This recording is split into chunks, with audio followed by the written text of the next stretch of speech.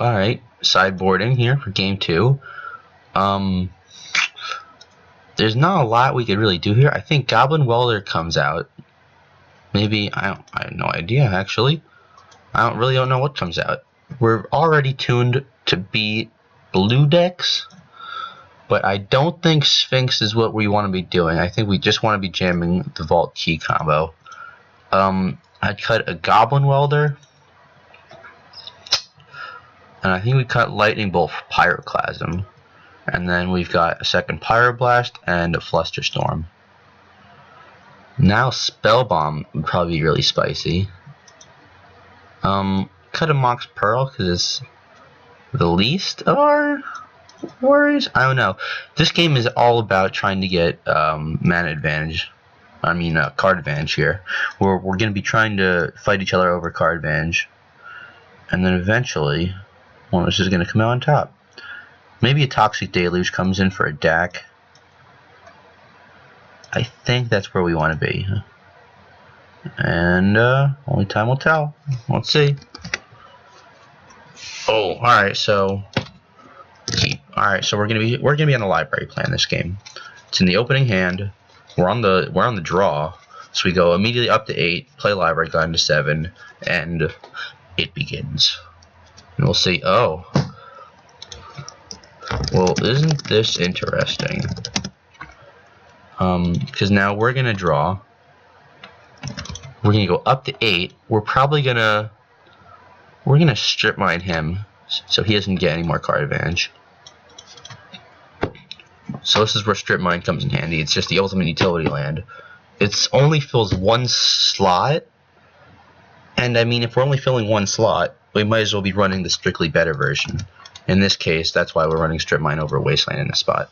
And of course, for those corner cases where somebody's on like one land and it's like a basic island or something, I mean, why not? It's just literally strictly better version of wasteland, so why not?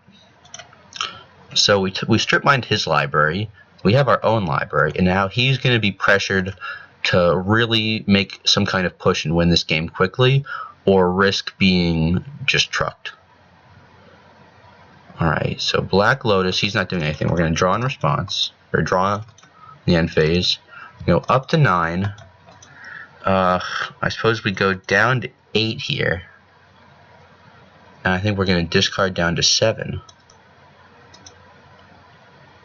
What I want to be doing is having a Scalding Tarn and then discarding. I don't really want to be discarding Welder because we already boarded one Welder out and this is our only one left for late game shenanigans. I think we're going to be discarding a Polluted Delta. Okay. Now we've got Pyroblast sitting high and mighty here.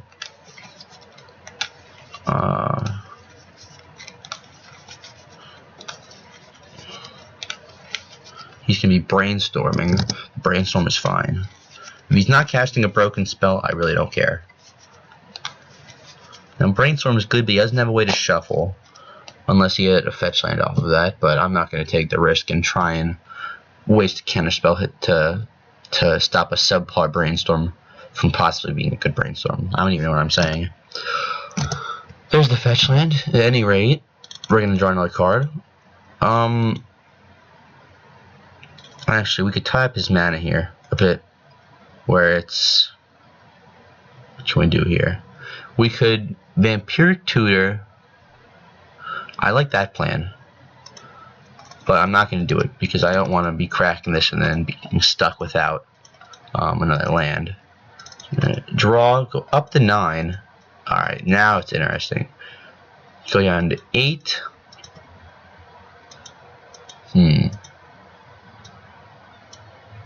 Maybe he boarded in. Let's see. Alright, so now we're going to be casting. I want to be casting Time Vault here. No, I want to be casting Vampiric Tutor. Because we're going to go to 7. Here's Voltaic Key. Alright. Because we're going to be going down to 7 cards. We're going to have Library of Alexandria online. We're going to have Pyroblast online. And he's still going to be steadily falling slower and farther behind us. And he's going to be really be pressured to try and combo out in the next few turns. If we can survive that combo, well, then we'll be golden. Where it's like how much value we're getting for discarding, but in reality, it's card selection over card advantage at this point. Where we can make sure the 7 cards in our hand are better than 7 cards in his hand.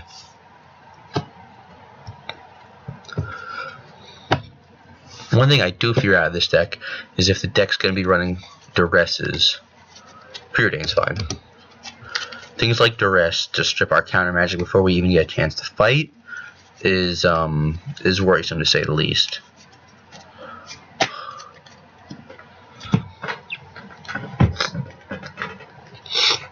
Alright, so we're going to draw in the end phase, untap, draw, go up to 9 cards in hand. Now we're going to cast Voltaic Key, going down to 8 cards.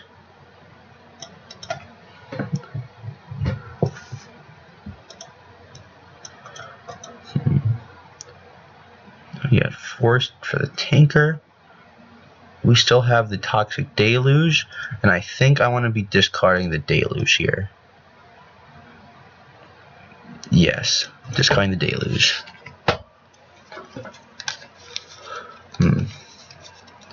Where she's got to burn up cantrips to stay at the same level in the deck as this. It's 45-45 as you can see, but the difference is he's really just trying to burn through with Preordains and Brainstorm, and we're just kind of sitting on library, tutoring up our powerful combos, and just taking it easy.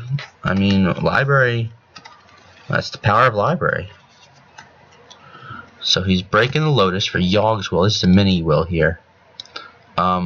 He is desperate, I think. So we're gonna draw a card.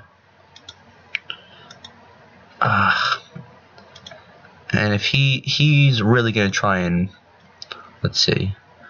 So he's got, let's see. Storm is only at 1. So Storm's at 1 from Yogg's Will, Storm's at 2 from the Lotus. He's going to replay the Library of Alexandria. I think we Force of Will. I'm going to say Force of Will, exiling, exiling Tinker. Yeah. Force of Will, exiling the Tinker here. Because we already have the combo, so Tinker isn't really going to do anything, and we sideboarded out our Sphinx of the Steel Wind. So Tinker really isn't going to be doing anything for us this game. So we're going to be countering that. He's going to be mana draining in response, it looks like.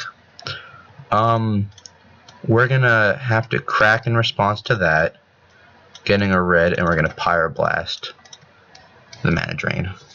And now I think he's going to have, likely, I think he might have, oh, Force Will, alright. Force Will on the Pyroblast, and now we're in trouble.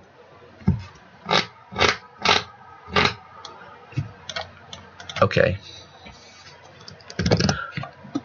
Alright, cool. And now he's going to attempt to, I don't really know. Black Lotus is going to come back in. So Storm is at 1, Storm's at 2, Storm's at 3, Storm's at 4. Storm's 5, 6. We still have Mental Misstep, and this is where we want a Mental Misstep, something like a Brainstorm or Preordain. I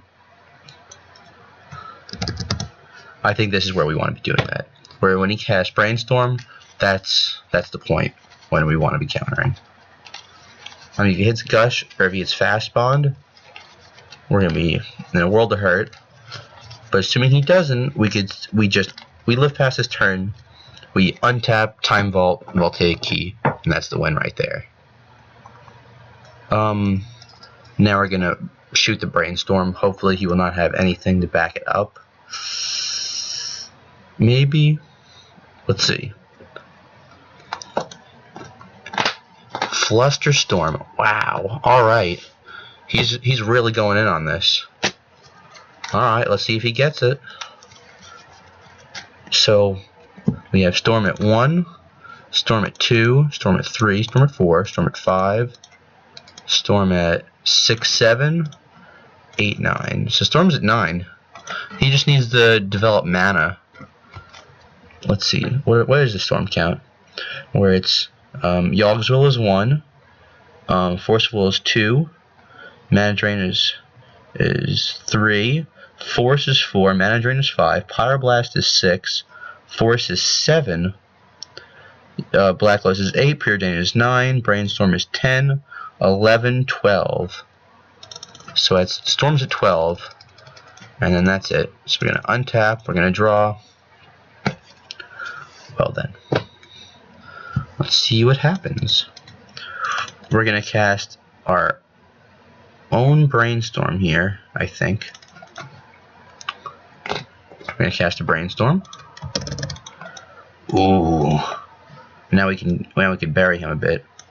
Notion Thief is the blowout. I mean, it's not like kinda, almost, sort of the blowout. It is the blowout. Plain and simple. Yogg's Will can go back. Now we can just jam the Time Vault and see what happens. I mean, if it just resolves, it resolves. If not, we give Ancestral Recall. And we have Goblin Welder too. We can recall, and then we could be casting next turn. So he's going to Mana Drain it. That seems fair. In response, we're going to cast Ancestral Recall. So maybe if he's a Mental Misstep here, that'll be... Oh, alright. So he's overloading on Counter Magic. Alright. So he's down to nothing. What would be a cool play was if he has a second Dig Through Time in hand. That's the one card, and I think he's going to try and just stick the Dig Through Time and see if that's enough. We are completely off the library plan at this point, though. Alright, so we're going to untap, we're going to draw. We do have Yogg's Will here now. We're going to be casting... What are we going to be casting? That's his graveyard. What's our graveyard? Our graveyard is far more stocked. I think we want to be casting Goblin Welder here. I mean, we're just kind of tagging it from all angles. This is, in previous steps, this is where I said Goblin Welder is unreal in the late game. Where it's like, you've got half the combo on the field, half the combo in the graveyard, and you're just going to have to deal with it. People overestimate in the early game when they try and shoot it down, but really he's not that scary in the early game. This looks like it's going to be Oath of Druids. What? 4-color Oath deck. This is Burning Oath. Not what I expected.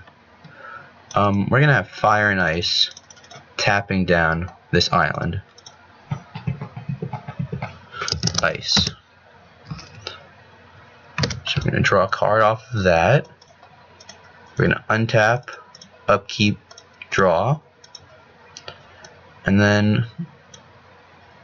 We could blow him out so hard, man. Now I think we're going to Welder, targeting the Time Vault. Nope, can't do that. Don't have another artifact to sack. Man, oh man. We can cast Yogg's Will for this, getting another land, and maybe a Strip Mine. Wow, this is quite the pickle. Now that I look at it, I think what we want to be doing actually is we could put in the Notion Thief now, and he can never ever draw the cards off of Griselbrand when Griselbrand enters. I like that plan better.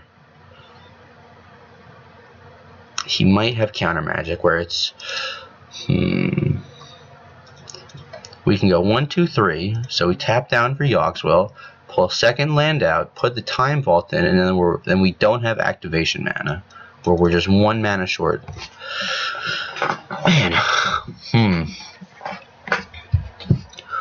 we can.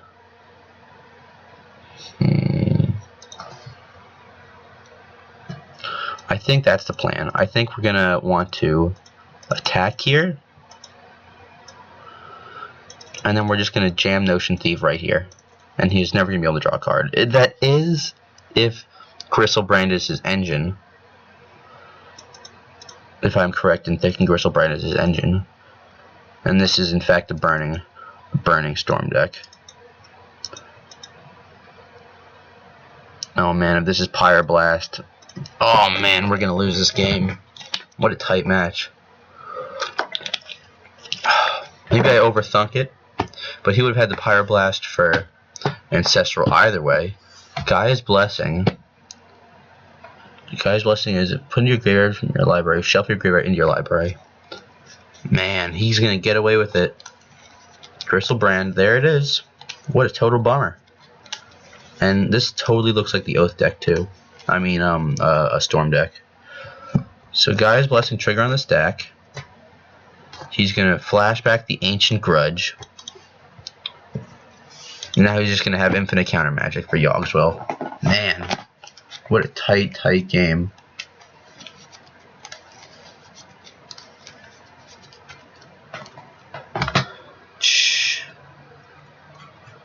I can't believe that he had another counter.